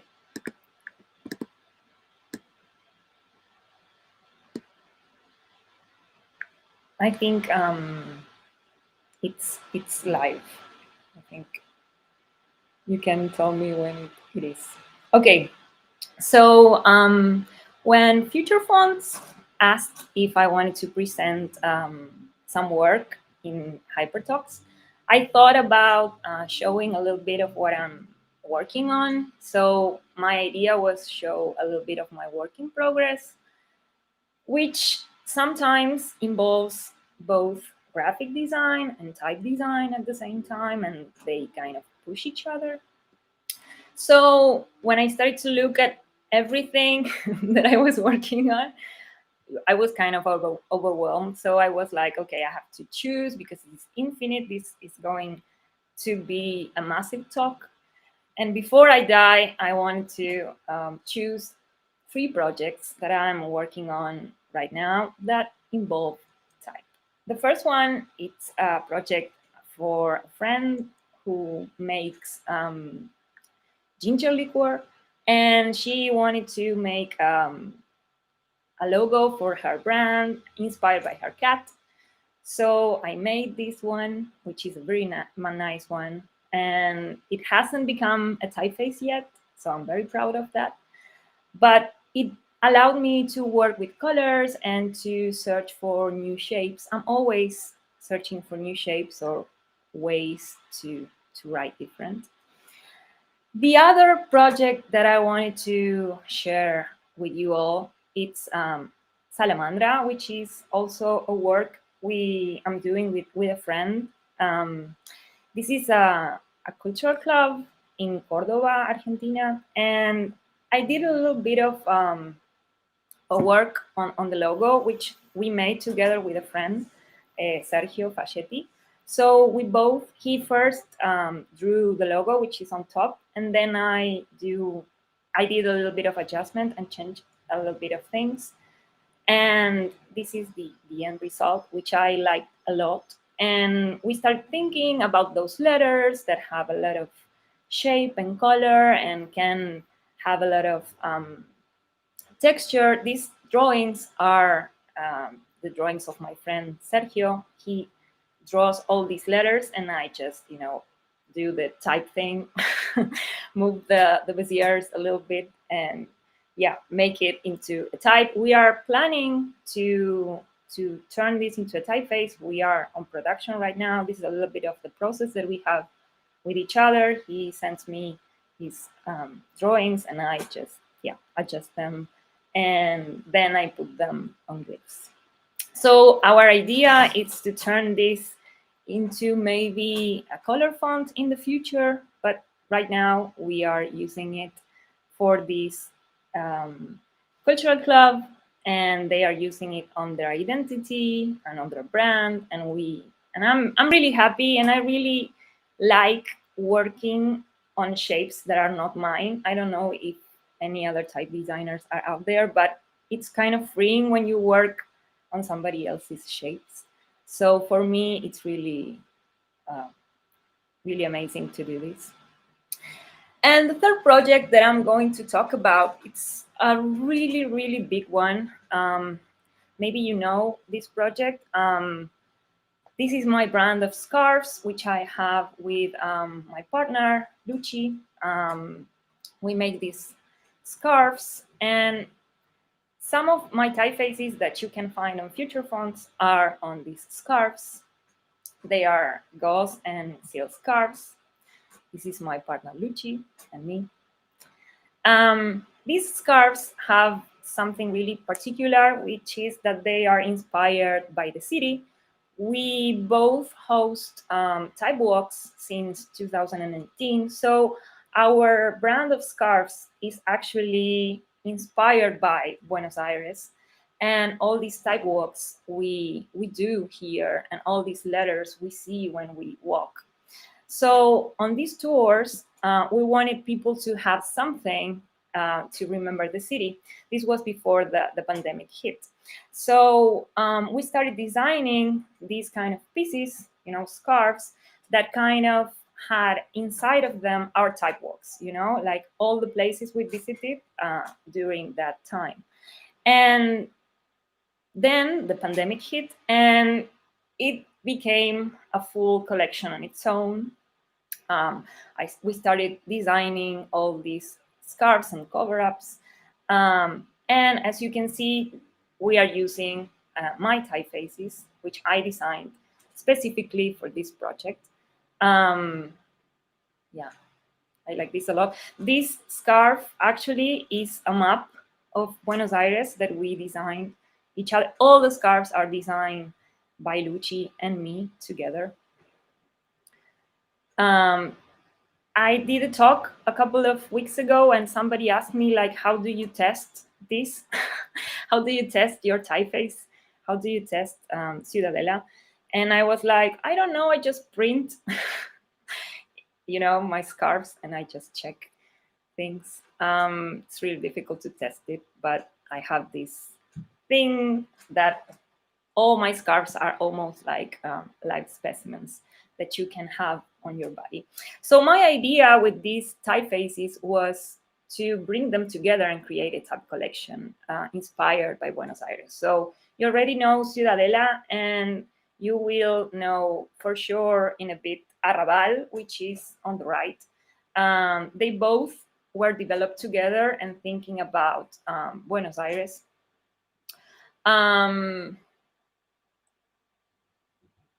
Yeah, here are some of the excerpts of the things that I took. I mean, they are not revivals, so you won't really see another shape or letter on the street that really resembles mine. But I tried to, relate to all the things that I saw on the street and just design Arrabal, thinking of that, thinking of all the letters that I saw on the street. So this is the full repertoire of width and shapes, and this is under development. I wish to publish this soon. So Ciudadela is actually, as Lizzie said, inspired by the ironwork you find on the streets of Buenos Aires. So that's why it has these shapes and it connects like this and everything interlocks. This style, it's already out on future fonts, so you can go check it out. But also the shapes of the letters are inspired by some of the things that I saw on the street, like Tuscan letters and a lot of monograms, and a lot of those inspirations shaped my letters, but they are not revivals again. So Ciudadela has 3 styles. This is the last one, the casted style, which is going to be released, I hope, late this year. And, or maybe this one, which is the extra ornamented. I don't know if I will release this yet, or maybe a color version. And then there is the second part of this project, which is our second collection, because I just showed you our first collection, but now we are in the process of making our second collection, which is actually inspired also by Buenos Aires, but it's inspired by another way of going through the city, which is actually buses, you know? Like if you come to Buenos Aires, you will find a lot of buses, which we call bondi, like the beach in Australia, but no, here they are buses. They are full of color. They have huge numbers, which I love. I'm obsessed with numbers for as long as I can remember. They have a lot of colors. Each line has its own, palette. They are huge. They take you everywhere. We love them.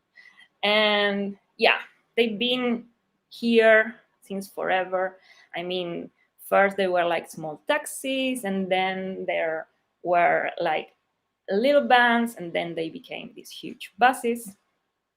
And they also have a lot of fileteado work, which is actually done by hand, which you can see over here, which is a style from Buenos Aires of, it's called fileteado porteño, of sign painting. So what this project enabled me, which I love, is to draw a lot of numbers. So before we started designing the new collection, I just started to draw numbers because I love them, and I just, I don't know. I think they're great because they are another script. I don't know. Shapes, you can do whatever, they're great. Numbers are great. So I drew and I printed numbers, and I redrew them, and I had a lot of fun with this, doing this kind of pre-process. Also, I started drawing a lot of sets of numbers because, I don't know, maybe in the future I will have a typeface only made of numbers, which I would absolutely love. Don't know really who or how it could be used, but I don't know. I mean, I would love to do that. So that's how this new collection of scarves it's coming to be. I wanted to share with you a little bit of the process, the behind the scenes. These were the first designs that we did, which they're nice, but it's okay. These were the second ones, which we actually sampled, and they look pretty good. I mean, we like the colors, we like the palettes. Each scarf, it's for a bus, so that the number you see here is the number of the bus, and then all around you will have where the bus stops and which points they go, and also some phrases, because here it's like slang. A lot of phrases are related to bondis because we love them. So here is my new collection, our new collection of the, I've never shown these before. They are actually on production. We are printing them and sewing them. So this is each scarf will be for one bus. So here you can see how our scarf relates to the bus. This project also enabled me to draw more type, which I like a lot. I didn't think I was going to draw type for this collection, but I ended up drawing it anyway because, I don't know, that's what I do. So I wanted to show you this because, we're really happy with how things are, shaping up. So here in the scarf, you can see all the bus stops and all the things that you need to know that are actually on the bus, when you ride the bus, like the different lines, everything, you can see it here. So when we see these kinds of things like the type, squashed into shapes, we started seeing this, and we started, seeing all the elements that we had on these buses, and started to make a lot of things to go around in our scarves. So we took all these elements. There's also a really nice book here, which is called El Libro de los Colectivos, which is really nice, and it documents everything. There's a lot of documentation on buses, but we wanted to have our own take, and we wanted to do our own thing. So by seeing the things that we found on the buses, we just made our own shapes, right? So also this new scarf appeared, which has this shape, which are the new thing that we are introducing. They are small, they are for your neck, and they are so nice, and they are colorful. And yeah, they have letters, which I love. Okay, so I made 2 cuts for this new collection, which is absolutely a work in progress. I haven't even showed this to a lot of people. So this typeface, which is called Bondi Poster, as of now, I don't know that the name will remain in the future. It's based on what you see here on the bus. You know, you see all these sands and the way they relate to each other, and how condensed, and the things that they do. And yeah, that's why I drew this, which is also a work in progress, and I have to keep on keeping on. And then when I started putting this typeface in this new scarf with this new shape, this idea came to my mind that maybe I should have a slanted and a reverse. And of course, this is a work in progress. Please don't think this is done, not even done. But what I really enjoyed was that I had to create more cuts because my design needed them, and not the other way around. You have a super huge family, and then you have to think about where and how to use it. And sometimes in my workflow, it's the other way around. I try to make something for the piece that I'm making. So this is my typeface, Bondi Poster. And the other one, it's called Flare. Because also, as I told you, in buses, you can find a lot of handwork, hand painting. And I was inspired by that, and I wanted to do something related to that, so that maybe, I could have both things working together. Okay, so that's me. That was my presentation. That's what I'm working on, and I hope I will survive.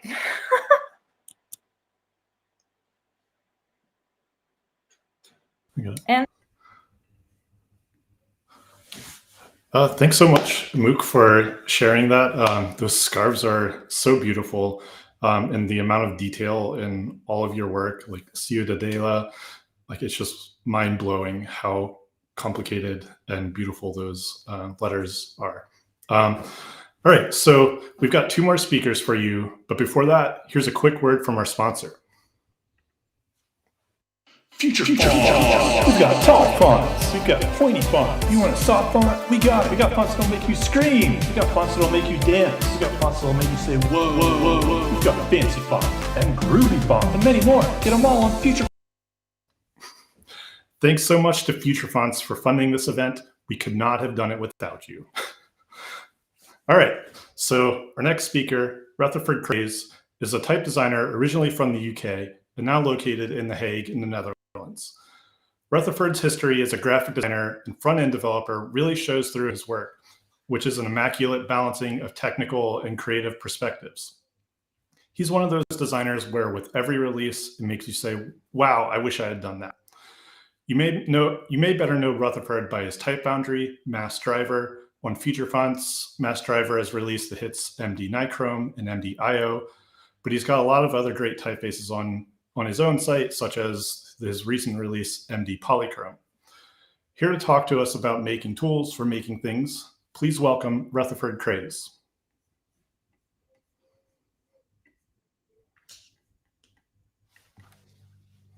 Hey, thank you so much for that wonderful intro and that fantastic sponsor spot that has thrown me completely. That was really wonderful. So hi, I'm Rutherford. I'd like to talk to you very briefly about, I'm going to try and keep this super quick. I want to talk to you about making tools for making stuff. Because this is like, tools are important to my workflow. The tools are important to everyone's workflow, but making tools is important to mine. This is a two-part counter-punching fixture. You don't need to know what it is. I think it's basically for holding two bits of steel in place while you hit one of them into another. But my point is really that, as far as I'm aware, at no point in history have you ever been able to go into a shop and buy one of these. And yet, almost everyone working in punch cutting, so making movable type in the kind of pre-digital era, would have had one of these. And the reason they had them was because either they made them themselves or they had them made. So the reason I bring this up is I want to kind of introduce the point that before kind of fairly modern terms, making your own tools was normal. With software, we have a wide enough access to off-the-shelf tools that we don't tend to need to make our own. But I think there is still value in making your own tools. The tools that we can get kind of online are not perfect. I'll give you just one example. In 2020, I released MD Nichrome on Future Fonts, and in 2021, when I finished the project, I wanted to promote it. I wanted to make this little micro website. And I was really determined to have this smooth gradient background on the website. And I wanted, Nichrome is based on a lot of designs from the 70s, paperback sci-fi covers and things that had lots of really cool gradient work going on.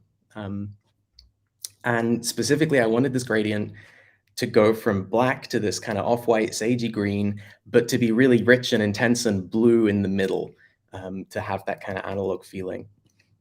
And actually, I wanted it to get much more colorful as you go down the page and eventually bring loads and loads of brightness and intensity to the website. And I was looking at works like these, where it feels very analog. It's not just two colors. There's lots of tones going on in the middle. There's lots of saturation in the gradient. And so I opened up Adobe Illustrator, and this is what I got. I hope that this comes through properly on the stream, by the way.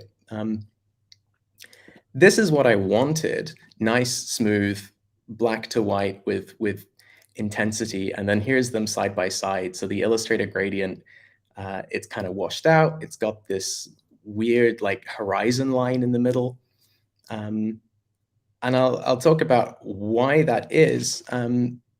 If you imagine like a slice of color space, you've probably seen like something that looks like this in Photoshop or whatever. When you draw a gradient, you pick 2 points in this color space and you kind of just draw a straight line between them. So along the course of the gradient, you're just moving along that line. You're going from black to white. When you add a third color stop in the middle of the gradient, you're just adding, really, you're not making a three-way gradient. You're making two very linear gradients. So the first one kind of goes from the first point up to that color stop, and then from that color stop in the middle to the end. And that corner in the middle is the horizon line that you were seeing. It's where the gradient abruptly changes direction because it's got to its blue now and it's going back to the white. And that's why it kind of looks washed out. And that's, you know, what I wanted was something like this. I wanted it to just directly go from black to white. I didn't care exactly where it went in the middle, but I wanted it to curve up towards that blue. And I looked at this and I was sketching how I was going to solve this problem. And then I realized that looks really like a Bezier curve, because it turns out it kind of is. And I ended up making a tool that literally does that. It gives you the option of adding color stops that are off curve points that are like Bezier handles. So you start with your start point, you end with your end point, and in the middle, you can add a third color to the gradient that the line will never actually reach, but it will just kind of skirt towards it on its way and bring some of that intensity, some of that color back into the middle of the gradient. And then it crushes it down into a bunch of linear gradients for compatibility. And this is a tool that you can use. I made it in JavaScript. I put it online so you can do stuff yourself with it. It's at the URL in the there.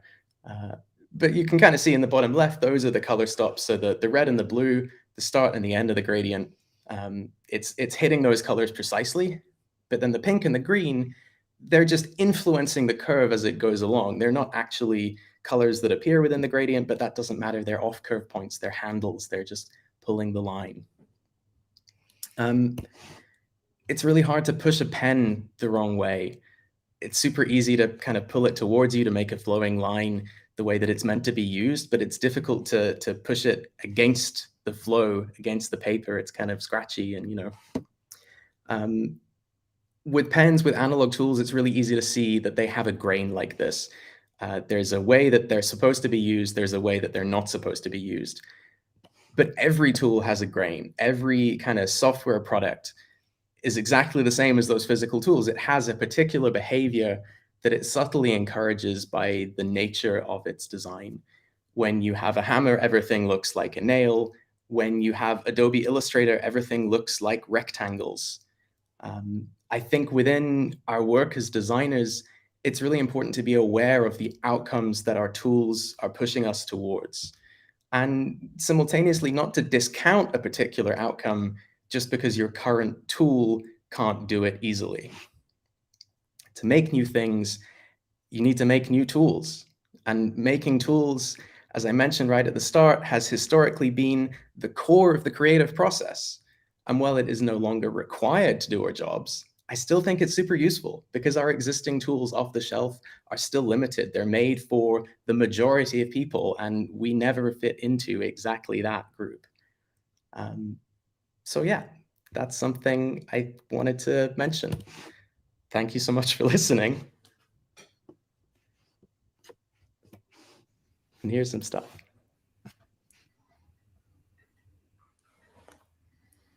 So cool, Rutherford. Thank you for sharing today and continuing to make tools for your projects and us all.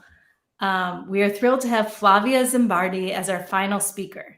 She is a talented type designer and a visual artist who has lived and worked in various cities, including Rio de Janeiro, Sao Paulo, New York, and now lives in Berlin. Flavia's work is highly regarded, and she has collaborated with some of the most respected foundries in the industry, such as Commercial Type and Frary Jones, and her client list also includes big names like Pentagram, BBDO, and Penguin Random House. Flavia's achievements are truly noteworthy, being the first Brazilian woman to have a typeface awarded to the Type Directors Club, and having her graduation project, Ligia, selected as the 8th Latin American typography biennial, Tipos Latinos. Flavia's typeface designs have a distinct contemporary edge and are executed with great attention to detail, which also seems to be reflected in her personal style and brand. Her work often draws inspiration from Brazilian culture and women designers, as seen in her latest Future Fonts releases, Melindrosa, which pays homage to Brazilian Art Deco master J. Carlos. Similarly, her typeface Ligia, Sans and Serif, both releases on Future Fonts, is an ode to Brazilian neo-concrete artist Ligia Clark. Flavia is an advocate for highlighting the work of other designers, especially women and Brazilian designers. She writes a newsletter called Contraforma, which serves as both a personal visual diary and a platform to share inspiring contemporary design work. I highly recommend subscribing. Please welcome our final speaker, Flavia Zimbardi. Wow, Lizzie, what an introduction. Thank you very much. Hi, everyone. I am really happy to be here, crowning the end of a very busy week, on my end, at least. I'm in Berlin. It's night at night. So I hope you guys still have some stamina before we just all go enjoy the weekend. But this could not have been a better timing, because I'll talk today about a project that I just launched this Tuesday and how it all came along.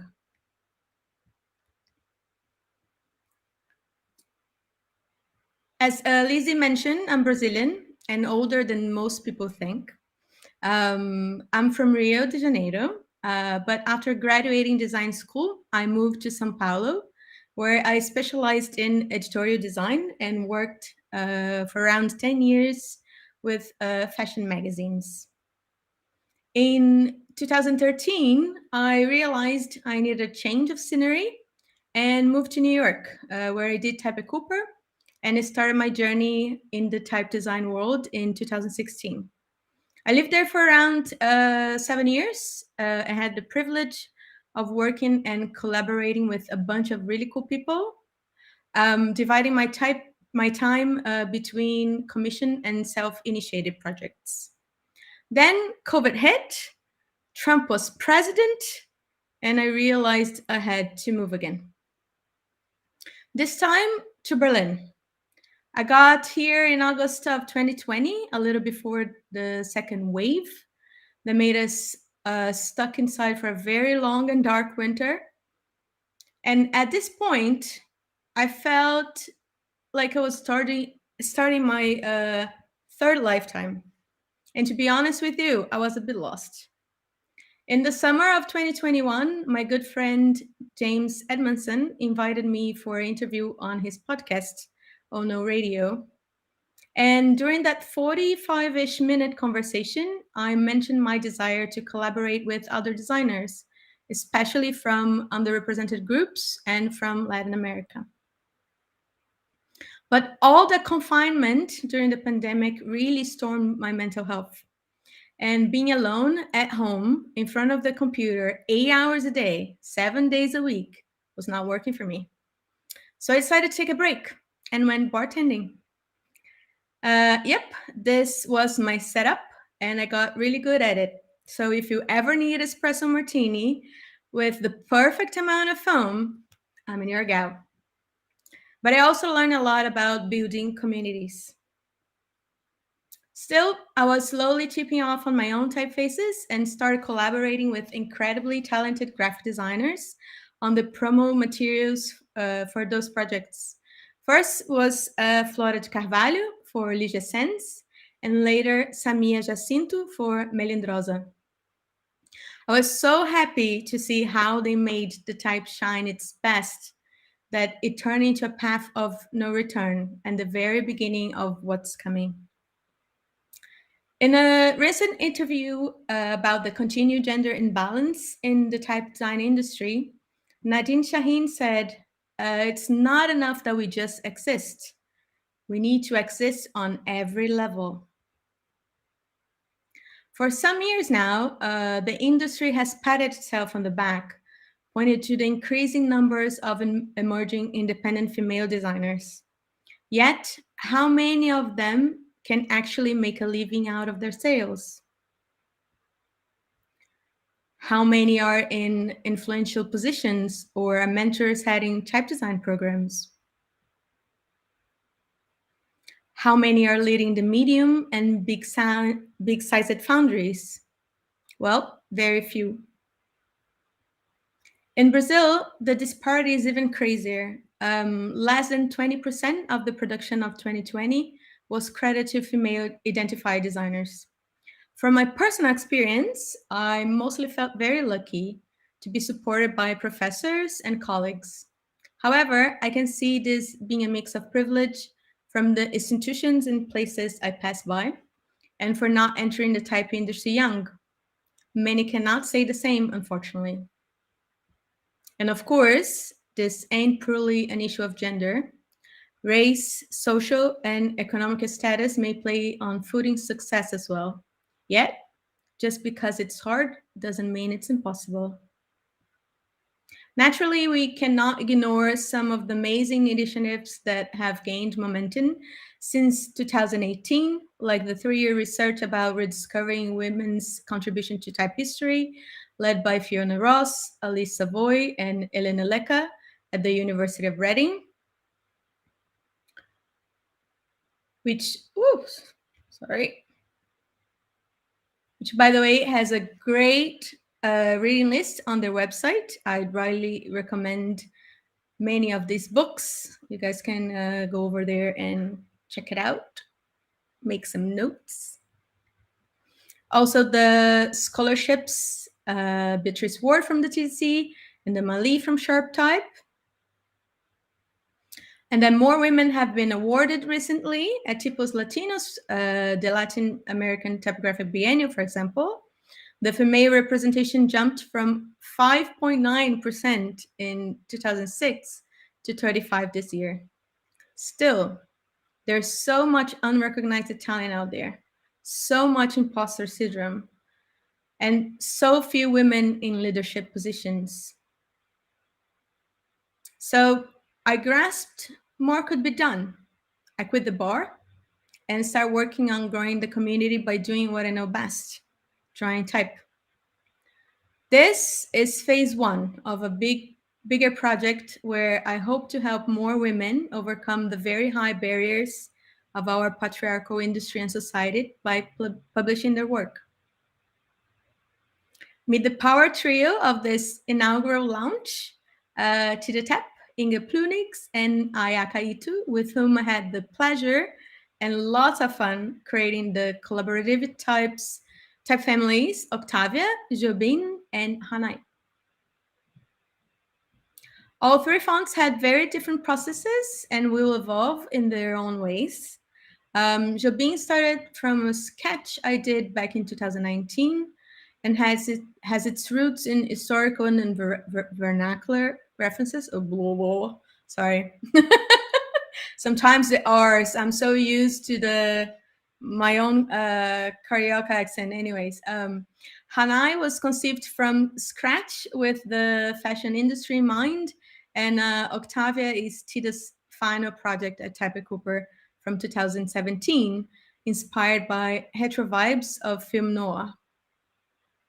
And to avoid the dreadful timeline of developing type families, impact this exciting chapter, I opted to embrace the in progress model normalized by our favorite platform, Future Fonts. Thanks, Liz and Travis. So I will be releasing version 01 of this project on my own website starting next Monday, with one typeface debuting each week. And you can follow the announcements on my Instagram at Flaviazin.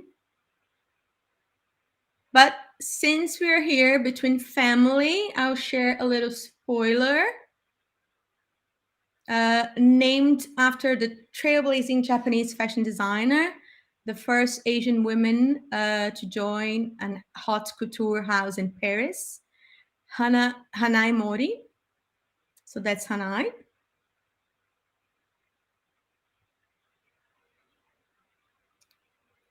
A Vendôme is inspired display typeface based on the lettering from the poster Orfeu Negro, Black Orpheus in English.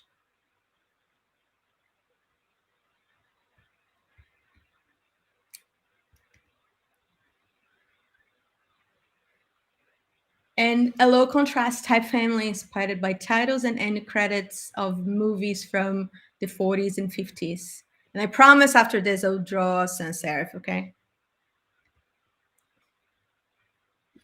But above all, I wanted to remind you that creating spaces is necessary and dialogue is necessary. And my goal is to ensure women can no longer be written out of the history of type. It's time to show the world what we got, shoulder to shoulder, because together we're giants. And if any of this impacted you somehow, my lines are open. You can contact me by email or DMs, whatever. Thank you, guys. That's it. Let's all go enjoy the weekend. Love that. Thank you so much, Flavia, for sharing your thought-provoking talk and all the work you do to help women in type. I'm so excited to see your new typefaces launch.